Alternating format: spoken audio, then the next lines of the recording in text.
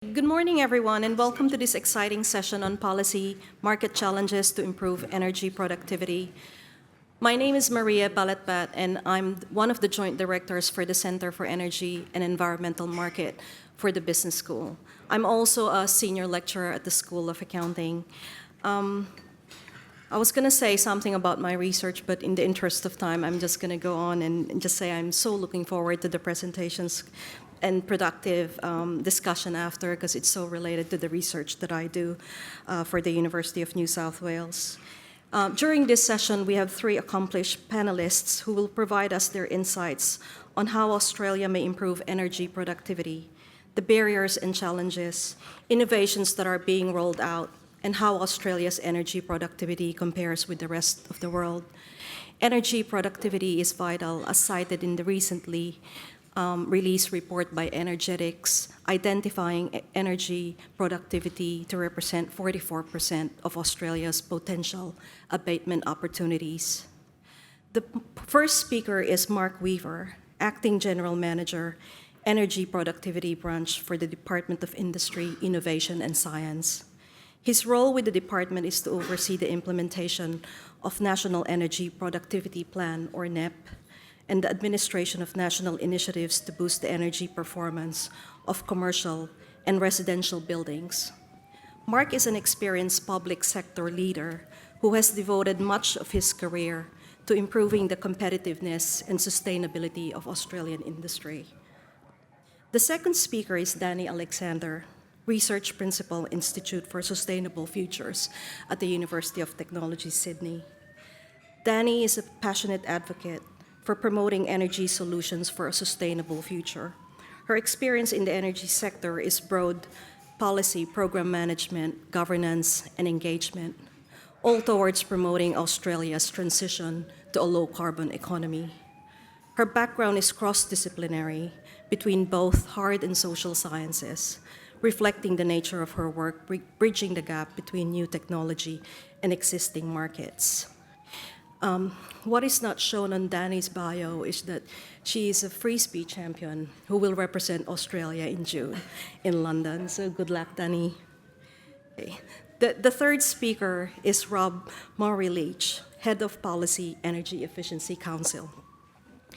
Energy Efficiency Council is the Australian peak body for energy efficiency, demand management, and cogeneration. Since its formation in 2009, the Council has put energy efficiency at the center of Australia's energy policy. Rob was formerly a member of the Prime Minister's Task Group on Energy Efficiency and the Garnaut Climate Change Review. He has a background in behavior and sustainability from the Universities of Oxford and Adelaide, and has contributed to several award-winning books on these topics. In 2001, he received the EcoGen Young Clean Energy Industry Leader. So I wasn't lying that we have three very accomplished panelists for today. The panelists will take turns in doing their presentation, after which we will have some discussion, and then I will open the floor for question and answer. Please welcome our first panelist, Mark Weaver.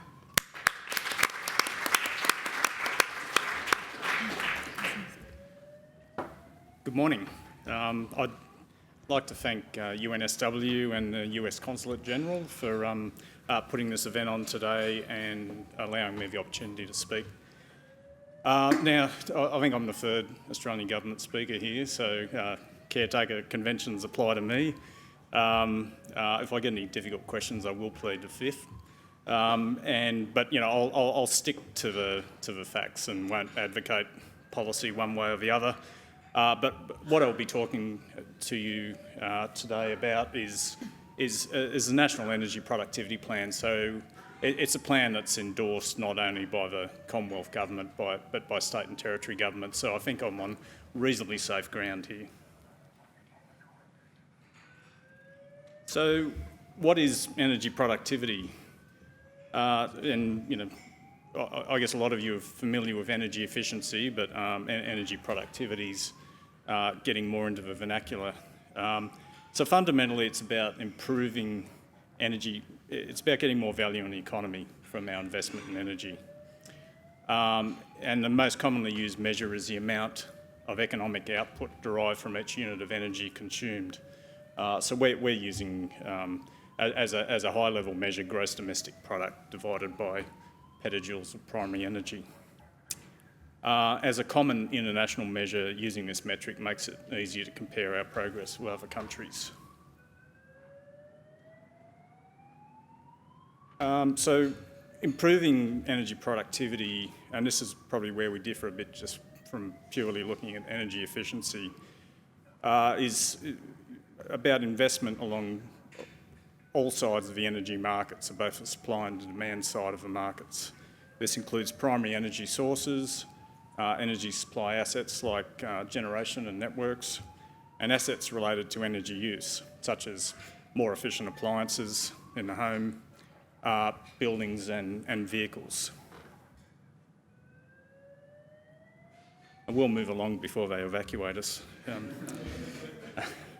So in case you've been living under a rock, it's quite evident that the market's going through a fair bit of disruptive change, and I would say there's probably a fair bit of change to come.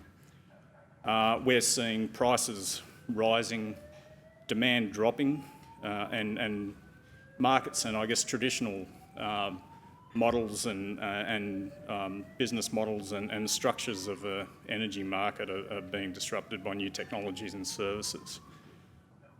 We look to improve our energy productivity and reduce the risk of unexpected impacts of energy policies and we're, I guess to respond to this, we're really looking at taking a whole of market view of this, and I guess looking at our energy market reforms, which have typically been supply side focused, moving that more to a supply and demand focus, and I guess bringing that together with the energy efficiency programs and policies that we've worked on. So I guess a structural case in point in our department is, now we have energy efficiency policy and programs together with traditional supply side look at energy. So if we look internationally of where we're placed, while our energy productivity's improved over recent decades, we are lagging behind the energy productivity of countries like the US, Germany and the United Kingdom, which are all improving at faster rates. And what you can see in that slide from the dotted lines is targets that have been set by those various countries, and ours is split up in between what we forecast as business as usual and where we hope to get to with the target that's been signed on to under the National Energy Productivity Plan. It's worth noting now that in terms of spending on energy, Australians, and that's households and businesses, spend approximately $120 billion a year on energy costs, and that's an increase of 67% over the last 10 years, so that just emphasises the challenge. And probably going a little bit further on that, we've lost our energy price advantage, which we've typically traded on in recent years, and that's across the price of electricity and the cost of gas. And so we need to not only address that, but also use our energy more productively in order to be more competitive. So all that background then was fed into the National Energy Productivity Plan, which the Australian government signed on to, but also the states and territories under the COAG Energy Council. And that includes a target of improving energy productivity by 40% between 2015 and 2030. And so that's pretty much doubling what we expect business as usual to be, so which we've estimated that at about 20% over that period. So as I said, we've worked with the states and territories on that plan. It's a whole of economy framework to accelerate action to deliver the target. And by better coordinating energy efficiency, energy market reform and climate policy, the NEP brings together new and existing measures from the council's work program, as well as from the Commonwealth and industry. It's probably worth stressing the objectives that we have in the NEP. It goes to boosting competitiveness and growth, helping with energy costs and reducing greenhouse gas emissions. And they all are equally important objectives. Probably moving to the emissions. So the NEP is expected to play a key role in delivering emissions reductions that Australia needs to achieve its 2030 emissions target. You know, the government's set a target to the energy productivity target to provide long-term certainty to business and investors. And I guess in order to show some leadership to other governments and to industry as well, I mean, as part of the measures in signing on to the NEP, the government's undertaken to review its own energy productivity and government operations policy. That work's currently underway. There is an existing policy. We think we can be a lot more ambitious than we are in the current policy. So that will be you know, one of 34 measures that we're aiming to advance in the NEP. I won't go through every measure. We think there's quite a number of opportunities in many sectors. You know, from light vehicles through to buildings and industry. If we focus, say, on the building sector, buildings today account for about 20% of Australia's greenhouse gas emissions. Through the NEP, the council's agreed to a range of options to improve market information for residential and commercial buildings. It's also investigating improvements to the National Construction Code for the 2019 and then 2022 update, and is importantly looking at improving compliance with building energy efficiency regulation. The Commonwealth's Commercial Building Disclosure Program was recently subject to a review. That review was completed last year and released earlier this year. And it's found that program motivates building owners and landlords to make energy efficiency improvements to their buildings. And these improvements are, I guess, measured with reference to the National Australian Built Environment Rating System, or NABERS. The CEFC in some of their work has found office buildings with a higher NABERS rating have higher rents, higher net operating income, and lower capital expenditure with lower vacancy rates. So as part of the NEP, the Commonwealth's committed to look at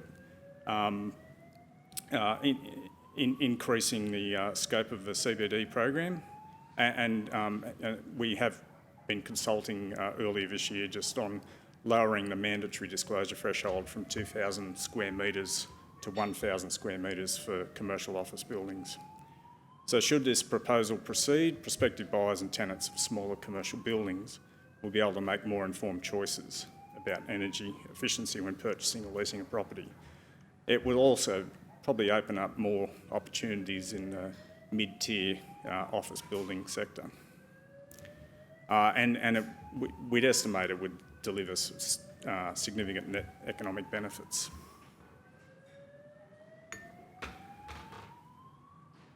So the work plan that we have set down for the NEP covers the first steps in, I guess, the 15-year life of the plan. The work plan is going to be continuously monitored and updated by the Council to reprioritise efforts, consider emerging gaps and ensure we are meeting the NEP's objectives. So of particular interest today relates to Measure 11, which addresses one of these gaps by aiming to reduce barriers to financing for energy productivity. It recognises that there is still a range of barriers which limit efficient private sector investment in energy productivity improvements. We've heard earlier today that there is some Commonwealth support potential in terms of financing, and with ARENA's mandate being extended to include energy efficiency. There are methods available under the Emissions Reduction Fund for some projects. At the state level, we note New South Wales and Victoria have innovative financing mechanisms in place, such as environmental upgrade agreements. And internationally, we're working with partner countries in the G20 and the International Partnership on Energy Efficiency Cooperation to develop principles for energy productivity investment.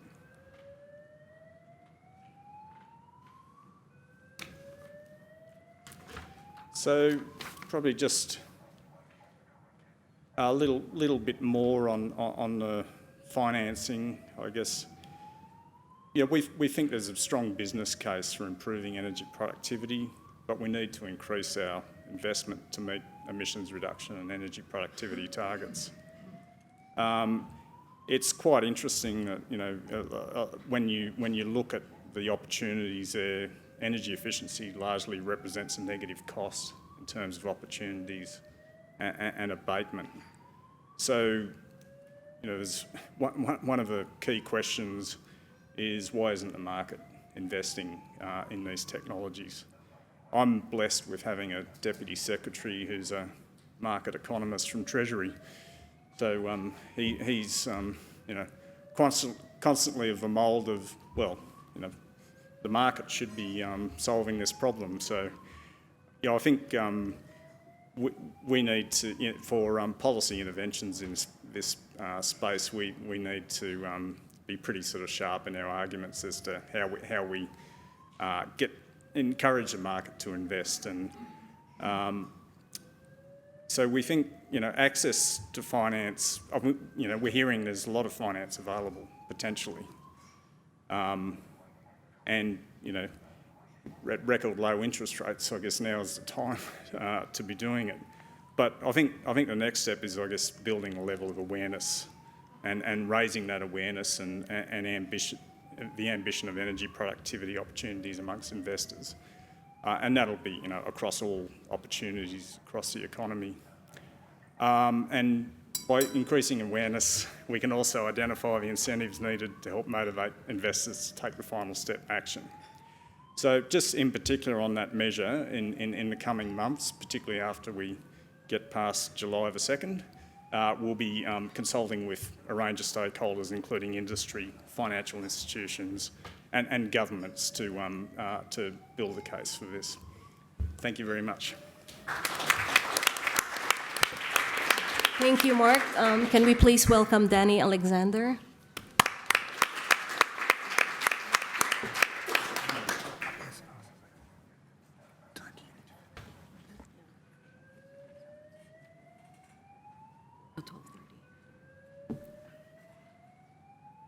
Great.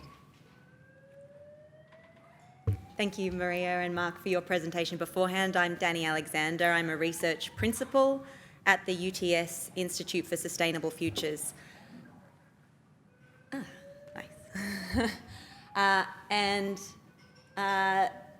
Today I wanted to talk about, following Mark's presentation, about specifically innovation in energy productivity and I suppose the investment in that sector. And in particular, an initiative we've been really pushing forward over the last year, but also in other fashions over the last several years at ISF, particularly with our partners at the Australian Alliance to Save Energy, and their work with the Doubling Energy Productivity Roadmap process.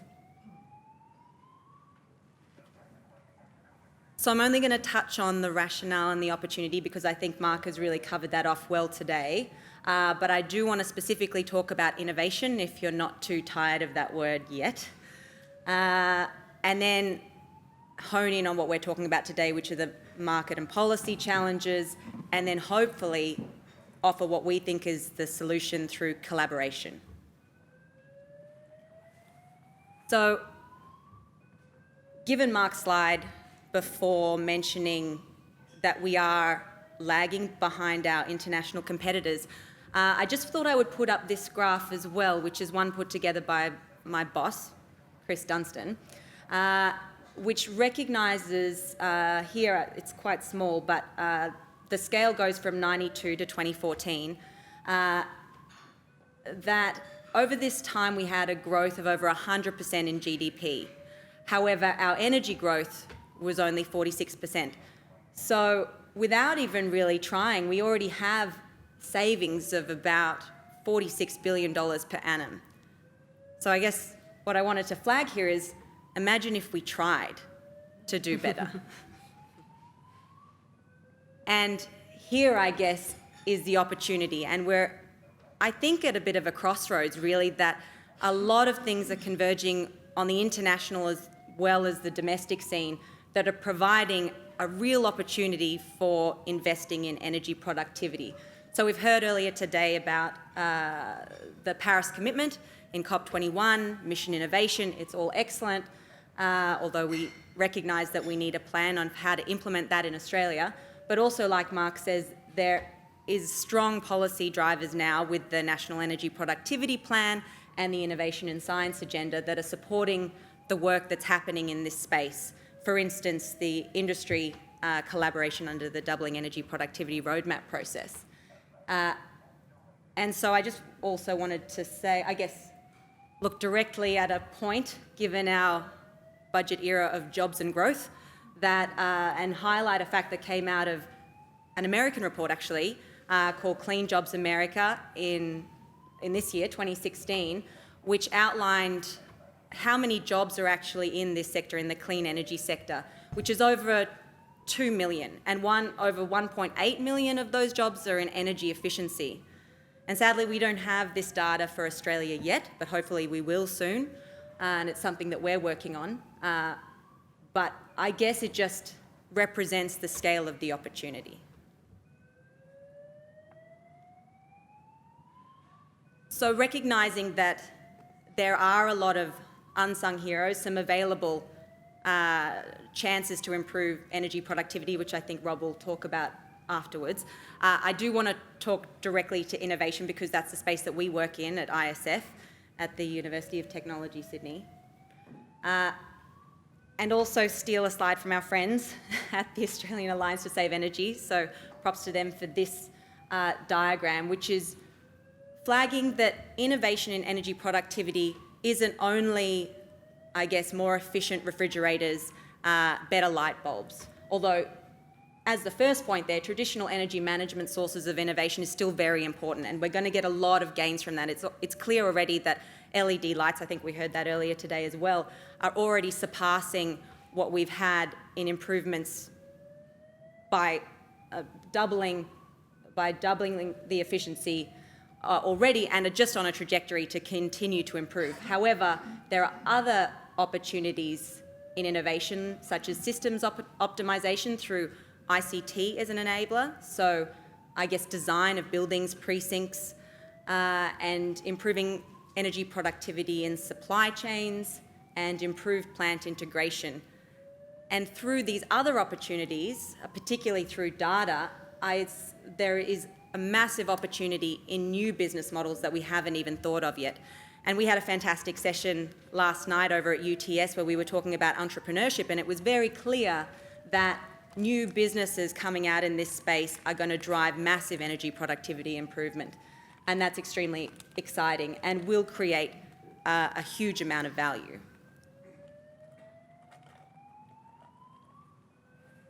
And just a bit of a plug here for some previous research that we've done at our institute. which have not been under the banner of energy productivity innovation, but really have the same core. And so I've just put up a couple of examples here. Back in 2011, we did some excellent work with CSIRO under the iGrid research project, looking at decentralised energy opportunities. We've done some work specifically for a network business, where we've really looked at demand management opportunities specifically to reduce peak demand. And then now an active project that's happening with ARENA, which we're coming close to finalising, which is looking at network opportunities or mapping network opportunities to see where grid constraints happen, if there is an alternative to network infrastructure investment, and to essentially drive the most productive investment in this space. So I suppose these are all examples of work that's been done that is providing the right information to the people who need it to make decisions to make a great gain in energy productivity across the Australian sectors. So why we're here today is, I guess, to speak a bit on market and policy challenges. And I know we've actually spoken earlier about clean energy financing and the barriers there, so I don't want to focus too much on that because I am talking about innovation. But I suppose I'm going to take a point from a colleague of mine, John McKibben, who was speaking last night at this entrepreneurship event, and how he was mentioning that he's been trying to put up his business in energy efficiency for the last few years, and it's finally coming to fruition. However, a lack of finance, a lack of capital has really drawn out that process. So the comparative advantage that he had over the international competitors that he has perhaps been lost slightly. So what we're talking about really here in terms of investment in energy productivity innovation is bringing the investment forward so that we can capitalise on the excellent ideas we have here and actually move our trajectory up enough that we become globally competitive. Because like Mark says, we actually have to improve our trajectory of improvement by a lot to get ourselves in line in the global marketplace. And then I guess I wanted to touch on here really what is the investment challenge that's faced in this space, and that also talks to innovation as well, in that there are really the policy side challenges as well as the market side. And I think, Mark, I'm not going to talk too much on this because I think you spoke about it a little bit as well, but really on the policy side, there's been a lot of focus on the supply side, so energy generation, and with naturally a centralised, a previously centralised energy system as well, there are hurdles to be overcome to take advantage of decentralised energy productivity improvements.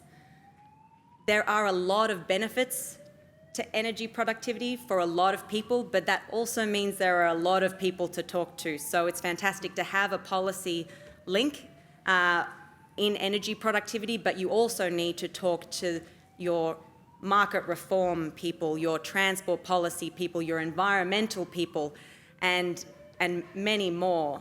So first of all, you have to find them, and then you have to try and get them all on the same page, which is quite challenging. And that actually speaks to that last point, which is you're talking about a lot of sectors as well. So through that doubling energy productivity roadmap process, I know the Australian Alliance to Save Energy is doing excellent work there, bringing sectors together and working out the energy productivity opportunities for those specific sectors because they're going to be different. On the market side, I suppose we're looking at this need for upfront investment, and that's very important. The challenge there is often that you don't have an asset that you're investing in because you're saving energy, so that can be quite challenging. And other elements of that, like split incentives, where the people who are paying for the energy productivity improvement are not necessarily the people who are going to be benefiting from it individually.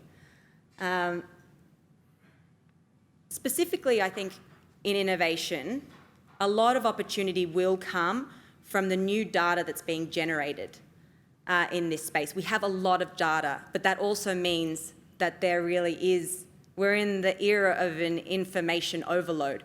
So the people that can actually find the right information and give it to the right people are so important here, because otherwise it's lost, the opportunity is lost. And then lastly, I suppose I've just mentioned the hassle factor, business as usual. Inertia is a wonderful thing, but it is a really big barrier to overcome. So I suppose I just wanted to finish on a positive note, perhaps, and talk a little bit about what we're doing and how we're trying to solve these challenges through a collaborative approach. Because we believe that these challenges can be overcome, but they need to be overcome by consensus. And I think that's something that we've seen done very well in the US through the Alliance to Save Energy, and they have bipartisan support across government. And they really do have some rolling momentum in this space and commitment. And so when we got together and thought, okay, what does consensus look like? We broke it down, which sounds counterintuitive. We broke it down really, and I'm not sure if, you can probably see here, into 3 pillars, but 3 interrelated pillars. That's very important. Having consensus amongst the sector requires the industry to be engaged, the existing industry to be engaged. It requires intelligence, which doesn't mean smarts necessarily, but it means really more the right information to the right people. And it also, I guess, headlining here, really means taking advantage of new innovation. And these aspects can't act in silos. They must feed off each other. So, for instance, the intelligence that you're garnering from your data gathering and analysis must really feed into the people that need it in the right format, whether it's existing or new businesses. The existing industry needs that information to make the best or most energy productive decisions, but they also need to know what's happening at the front line. What's the new opportunity? What's the new business model that's coming through, so they can take advantage of that? And our fledgling industry, our new energy economy, needs a space. And it was a shame that Piers couldn't be here today, but he's doing some great work with Energy Lab to try and set up a space for energy entrepreneurs who we've been talking a lot to. And it's about making sure that those new businesses have the understanding of the sector. We all know that the energy sector is notoriously complex. So they need to know how the sector works, and they need to have the right information. But they also need to have that relationship with industry that can help them get through those valleys of death.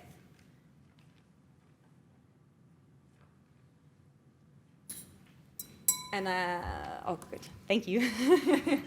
I suppose here, I won't spend too much time on this, but I guess talking about how you need to have a collaborative structure, you also need the investment to be collaborative. So it's not enough to fund just one arm or one pillar, because it can't stand alone. Funding needs to cover all 3 arms to make sure that you're getting new information and continuous improvement in the knowledge you're generating, that then feeds into the industry engagement, that you lift energy productivity in existing businesses, and you also can provide a space, whether it's physical or virtual, for new energy entrepreneurs to really thrive and succeed. So, final slide, promise. I just wanted to finish really on a shout out, an acknowledgement to some of the people we've already been working with on the Energy Productivity Innovation Collaborative, who've come together already, putting forward projects together, and also, I suppose, a bit of a call to action that if this space excites you as it does us, then please come talk to me or anyone on our team, or John Jutson at the Australian Alliance to Save Energy. Thank you. Thank you, Danny. Let's welcome Rob, our 3rd speaker for this session.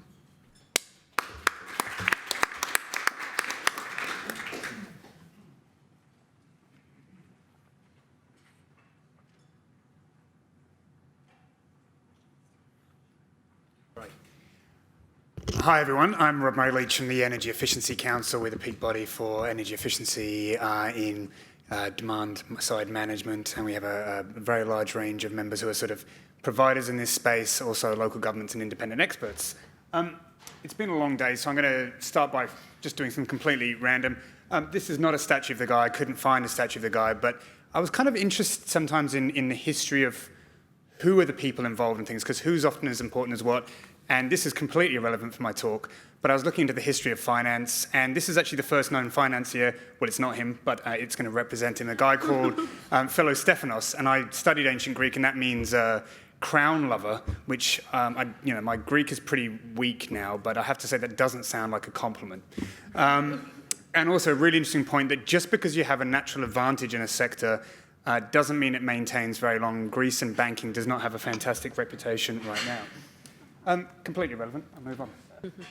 So I'm going to start with sort of energy productivity benefits and why we do this stuff in the first place.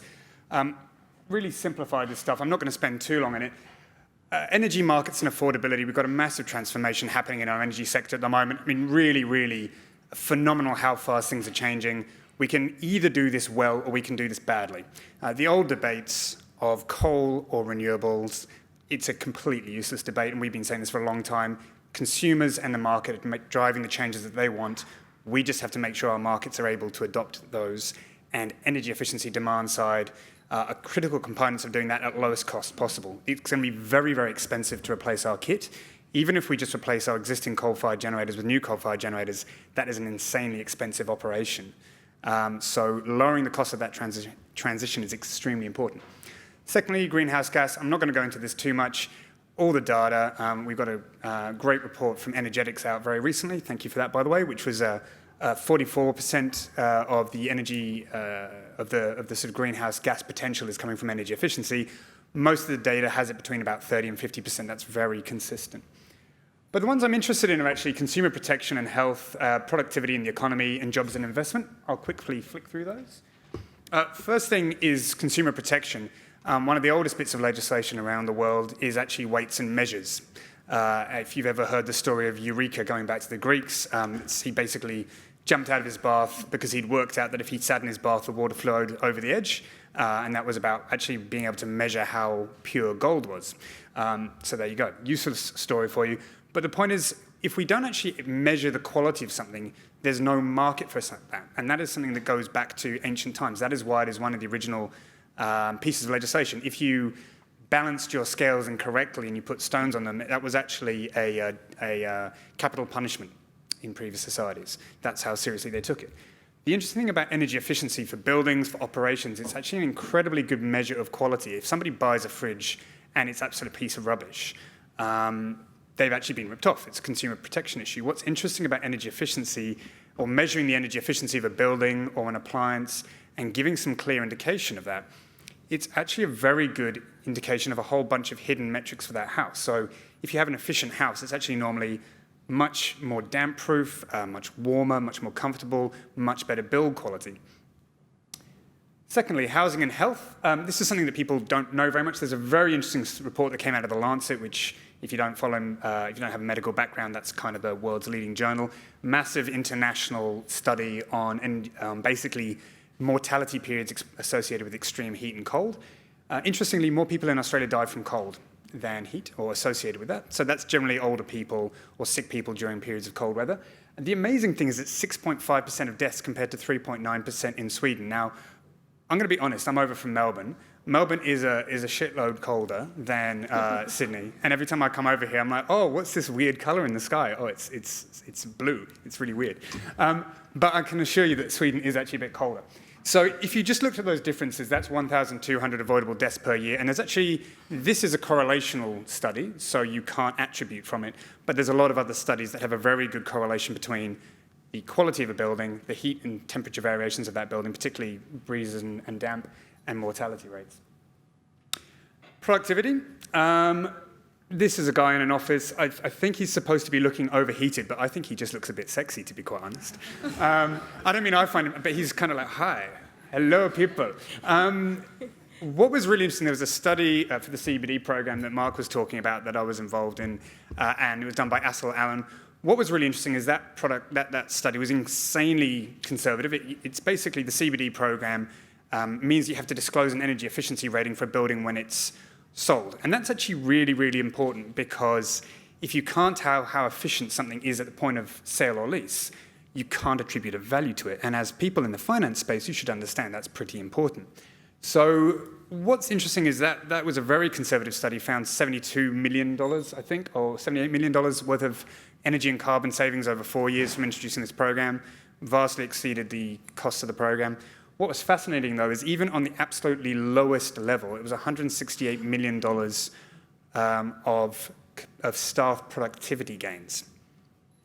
And that basically comes from, if you go from a very, very inefficient building to a reasonably efficient building, you actually find there's a very strong correlation between areas of those buildings in a poorly performing building, hot spots, cold spots, breezes, that sort of mid-afternoon nap you kind of get that's either because you're doing a boring job or because you basically haven't had enough airflow. Very, very common, and there's a lot of research on this. So actually, the non-energy benefits of energy productivity are much bigger. And in fact, I sometimes get a bit annoyed. We call it energy productivity. It should be more productivity caused by better energy use, because that's actually far more important. In the manufacturing space, improved resource efficiency is actually far more valuable, and staff savings far more valuable than the actual energy savings themselves. And we actually can't work out how all these things add up. There was a great piece of work commissioned by the Climate Institute, which are in the room over here, by an international economics group that looked around the world, and they didn't try and explain where the productivity linked with, but what they found is that every 1% improvement in energy efficiency in an economy leads to a 0.1% improvement in GDP. That doesn't sound like a lot. That's absolutely enormous. That's a huge uplift. And so what we can see is we can find some reasons why that might be there. There's some resource productivity, there's some improved staff productivity, but actually there's just this there's a very good relationship there. So yes, there's benefits for the whole economy if we become more productive. What's interesting is the actual market size itself is potentially enormous globally. Not potentially, actually. The estimates from the HSBC and Ecofis from 2014, and it was a 2012 data set. And defining the edge of the energy efficiency industry, by the way, is extremely hard, so I'm not going to go into that. But their estimate was 365 billion a year market size globally. Very similar to the International Energy Agency that used a completely different methodology, which was 310 to 360 billion, and their baseline was 2011. So you're talking about a massive global market. The other thing that's really interesting is the trend of growth. They're expecting it to basically double by 2020, and their estimate of the sort of, if you really got cracking with energy efficiency and got that potential tapped into, it's a $2 trillion a year industry. So that's what we're talking about, and Australia just captures a small proportion of that. Just think about the market benefits. California alone just did a research very similar to your US-wide figures. California alone, which is 3 times the size of Australia, but it's a good comparison, 320,000 jobs in energy efficiency. So potentially a really big economic boost to Australia. But it's not happening in the way that it should, and I'm going to go through some very basic barriers. I'm not going to go through too much time. Really simply, energy efficiency is an interaction between multiple markets. I will say one thing about neoclassical economics. There's some fantastic people in this space, but I kind of feel a little bit, do you know the artist Banksy? And he said the statement, which is, why there's a lot of artists who are prepared to suffer for their art. Why are so few prepared to learn how to bloody draw? I kind of feel the same about people in the energy space. You know, it might help if you actually understood the markets you're talking about, and it's one of the things I've really respected about SEAM over the years, is they really do understand their markets. So you've got intersections between markets for energy supply, building design and construction, advisory and services, appliances. The outcome of those is energy efficiency, and that's why you've got so many non-energy benefits from improved energy efficiency. I'm going to talk a really simple example. I do this a lot, but I'm going to keep on giving this example until everyone gets the message and we can move on from this. Let's take, this is the least ugly off-grid house I could find. It's not made out of tyres, and it's not made out of china cups. It's not made out of hemp either. You want to keep that warm or cool. Let's talk about keeping it cool in summer. You've got a balance of investments. So in the supply side, the amount you invest in your PV and your Tesla battery set. On the demand side, let's say how much insulation and the efficiency and quality of your air conditioning unit. The really interesting thing here is you can just not spend on the demand side, really inefficient air conditioner, no insulation, save some money, but you just think about how much more you'd have to spend on batteries and PV, right? Or diesel gensets. Completely doesn't matter to me how you energize this house. The point is there's a very clear balance here. If you don't invest in the demand side, you have to spend a hell of a lot more on the supply side. There's a balance there. And that sort of works on a house level. And if you actually think about an off-grid house, the incentives are pretty clear. Then you start to think about the sort of classic market failures that people talk about. What are the barriers to energy efficiency? I'm not going to go through all of them, but some of them are imperfect information. People don't know how to do energy efficiency, bounded rationality, which is some very clear work around the level of rationality people put into calculations and the extent to which they undervalue energy efficiency. Transaction costs, it's a pain in the arse to find out how to do this stuff, and then you've got to do it. And access to capital, people talk about that a bit. I'm going to come back to that later. What you realize is actually, if you think about this off-grid house situation, and those, I used to work on the Garner Review, and Ross Garner is a terrifying person to work with because he's a little bit like Aristotle. No matter where I go in my mind, he's already been there before. And it's kind of frustrating when you think you know more on a topic than Ross, and he still asks you the question you can't answer. I felt very uncomfortable because actually these barriers kind of exist in every market. So, and you think about the off-grid house issue, and actually they're on both sides. So whether you're investing in supply or demand, you're going to face those barriers. So why is this an issue? And yes, there's a whole range of cultural and informational issues, but it actually comes down to the core of our energy market. If you then connect to the grid, what you actually have is you have networks or mandated suppliers who act on behalf of consumers, invest on their behalf, spread those costs over time, and smear them across consumers. And if you understand the energy market at all, the price signals that we have at the moment, and in fact, even worse, the price signals which networks are starting to move towards in terms of very high fixed costs, are completely non-cost reflective. So what is the incentive for doing energy efficiency? But also, you're a household, you can basically kick back, not do anything, and all this work is done on your behalf. And it's done on your behalf whether you want to or not, as we've seen recently with the AER trying to restrain network spending and basically being sued into letting networks have more and more expenditure.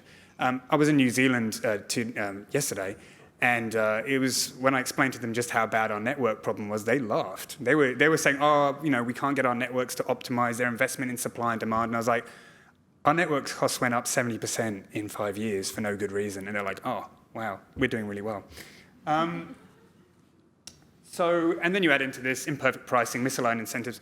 The supply side bias is enormous. And then you also add into this, yes, we do have competitive generation markets, but those competitive generation markets are using a network that allows them to aggregate consumers in a way that actually allows you to effectively standardize the product you're selling, whereas the product you're selling for energy efficiency, the household still has to basically, so even if you fix those pricing, the regulations, there is no aggregation mechanism for households or for small businesses. So basically, the energy users have to go out, do all this work themselves, but on the supply side, it's just done for them and it's paid for them, whether they want to or not. And can we think that maybe this might cause some distortions? I'm just going to throw out that it does. And in fact, that's not just me. Warwick Pera, who was quite famous for being an energy minister and having a hell of a lot of stocks in coal, as I understand it, actually wrote a report on this in 2002. The Pera report's a fantastic report. And he showed very clearly that there's a supply-side bias. And I won't put the quote up there. So is finance a solution? Yeah, okay. Because one, not until you fix all these other barriers. If there's actually no good incentive for people to do this, why would they do that? When you've got such a distorted market, why would they do it? So number one, how about we fix all these other barriers? That might be a good start. Secondly, barriers to finance. Government departments aren't allowed to borrow finance except off Treasury. And the rules of the Treasury for borrowing funds to do energy efficiency projects are extremely distorted. So basically, you need to set up effective government efficiency programs. Undeveloped finance sector, the finance sector didn't really understand the risks and the benefits of energy efficiency, so they overprice the risk. It causes real distortions. And the CFC has played actually an amazing role here, not just in direct financing, but I think in educating the finance sector itself to really get its head around the energy sector. Another really important one is lack of standardization. As I said, energy efficiency projects are all very bespoke. Really great project going on called the Institutional Confidence Program, which is an investor confidence program happening in Europe and the US, where they're trying to standardize energy efficiency investments. As mentioned earlier, misaligned incentives. If you're investing in energy efficiency but not capturing the benefits of it, that's pretty challenging. And finally, this really, really important one, energy markets make it much easier to finance supply than demand. And the solution here is, well, we actually need to get our networks to invest in demand side when it's the appropriate thing. If they have a choice, or if the market allows other people to go and invest on their behalf and have that aggregation, that is a very clear and basic thing we should do. This is how it's done in almost every other energy market in the world, but we are abjectly failing in this country. So that kind of actually does come back to why I put up that Greek philosopher at the beginning, right?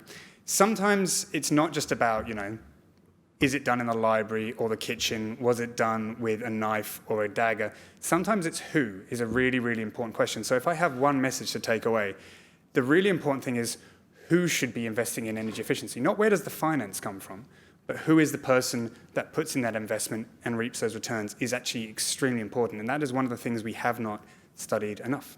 I will leave it there.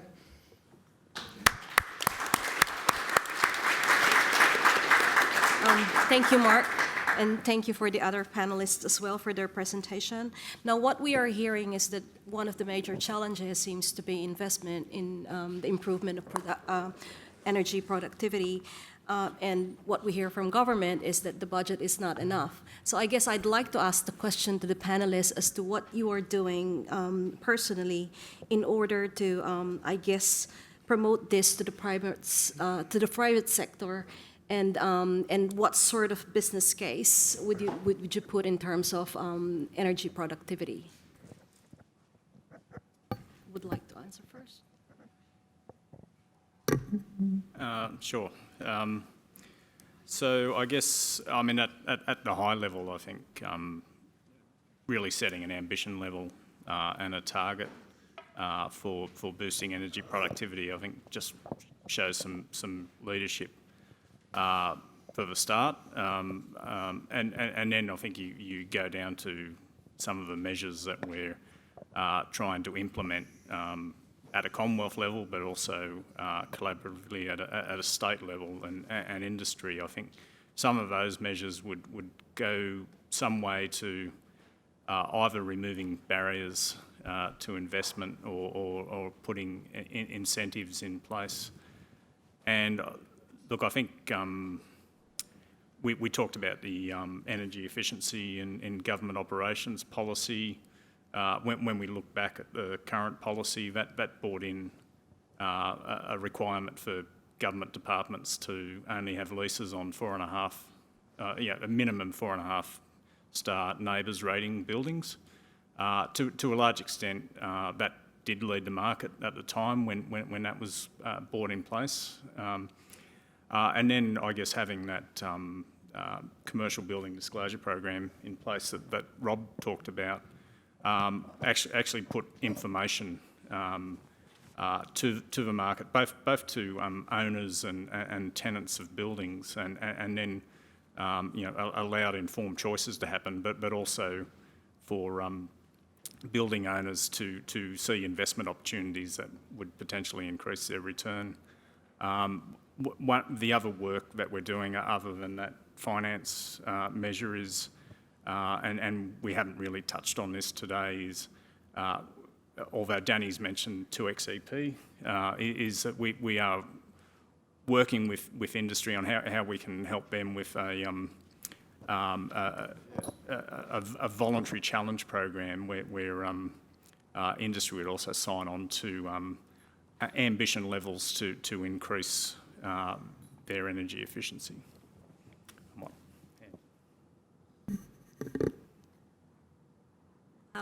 I guess in terms of the work that we do at the Institute for Sustainable Futures, goes back to something I mentioned in my presentation, which is getting the right information in the hands of the right people. So I'll just maybe elaborate a little bit more on our network opportunity mapping project that's underway at the moment, and really what that's looking at is, well, what we're doing is we're working with the network businesses to map out the constraints on the network to see whether there are viable alternatives to network investment on the electricity network.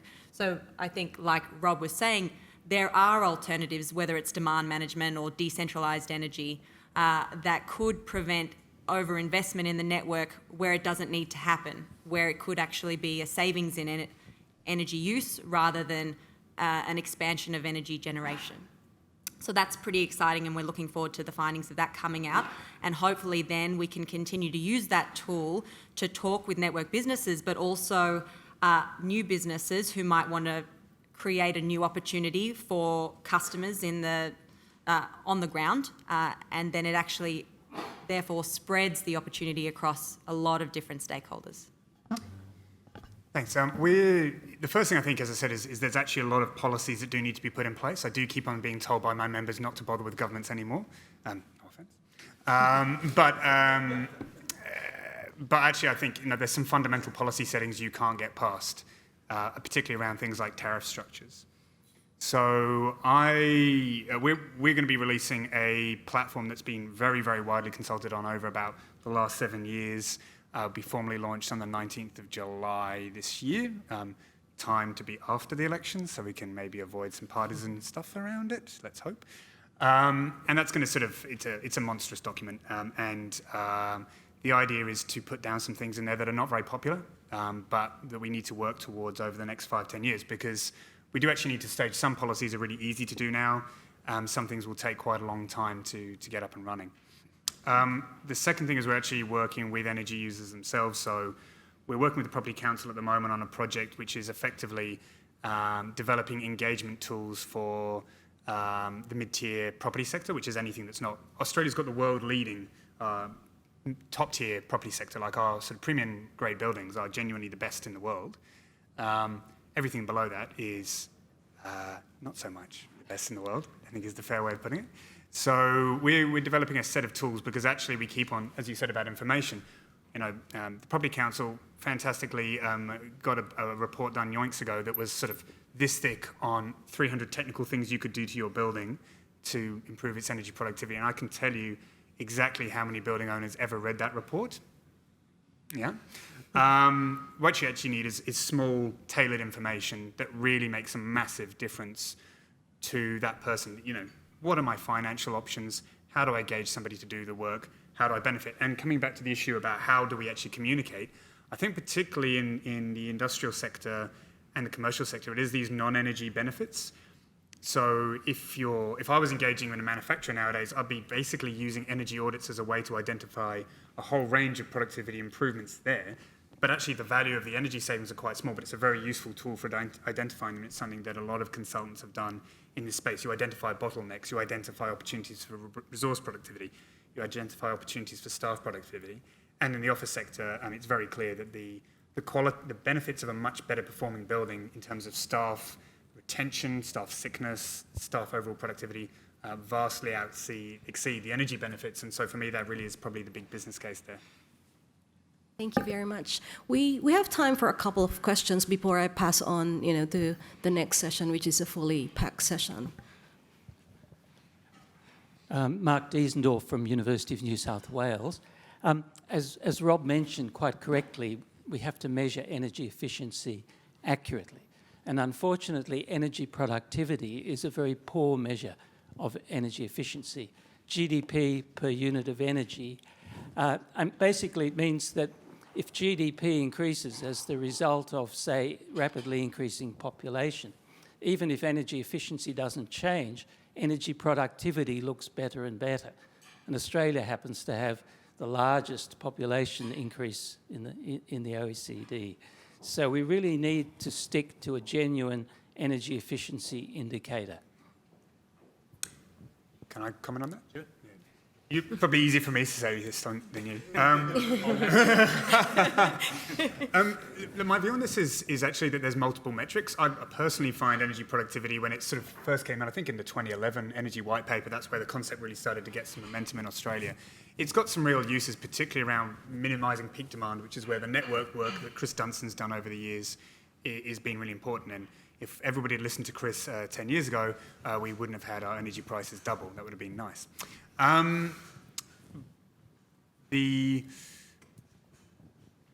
There are multiple metrics because there actually need to be multiple metrics. I mean, one of the challenges is how do you define energy efficiency? Some people think it's about getting more out of less.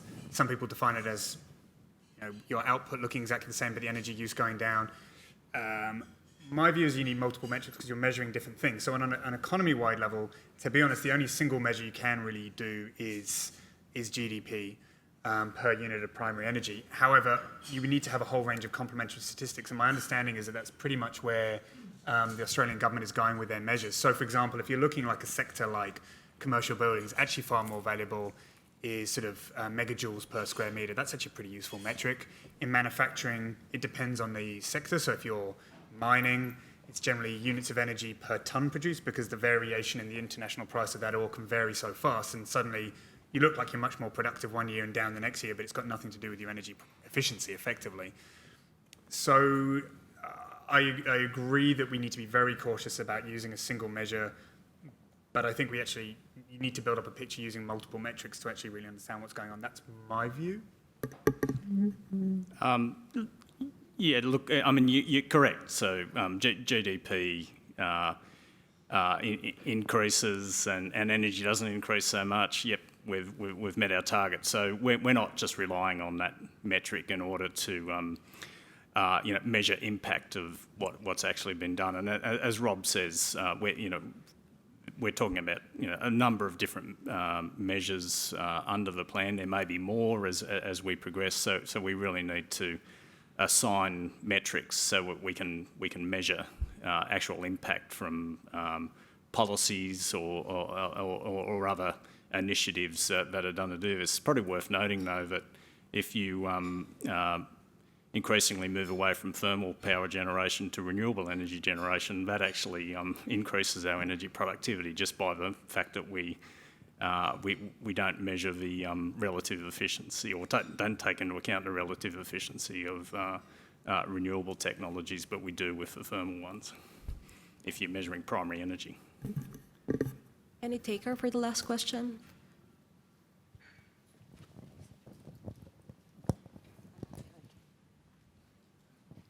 Thank you. Alex Gosman from the Australian Industry Greenhouse Network.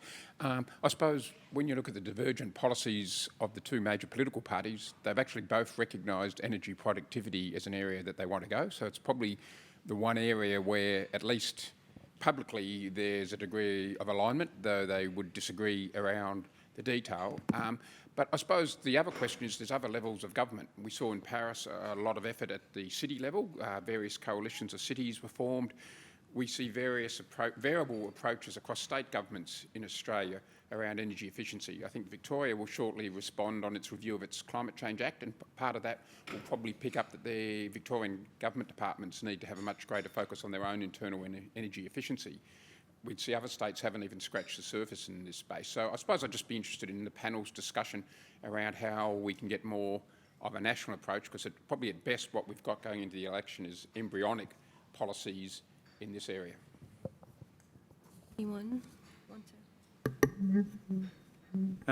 Well, we'll see what happens at the election, but I mean, it's pleasing to see that there appears to be a bipartisan commitment, and maybe even tripartisan. I don't know.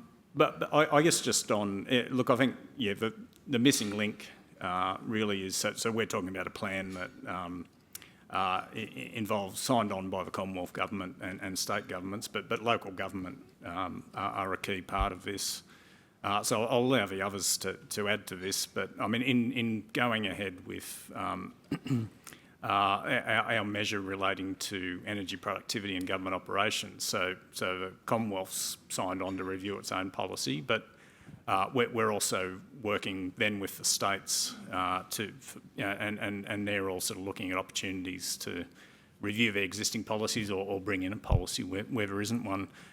So a workshop we had for that, we also invited some of the large city councils along too, and I must say there's some really innovative things going in, Sydney and Melbourne, but I'm sure in other councils around the place.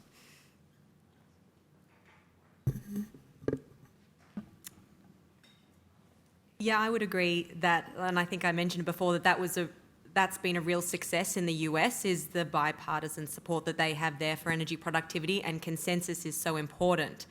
I think that it's quite nice and also probably an easy message to sell that you can improve your productivity and energy at the same time as you're reducing greenhouse gas emissions. So I'm not surprised that it's going forward with everyone, but I guess the devil is in the details. So what we really want to do now is bring all of those other government bodies into the conversation and see what that actually means for them.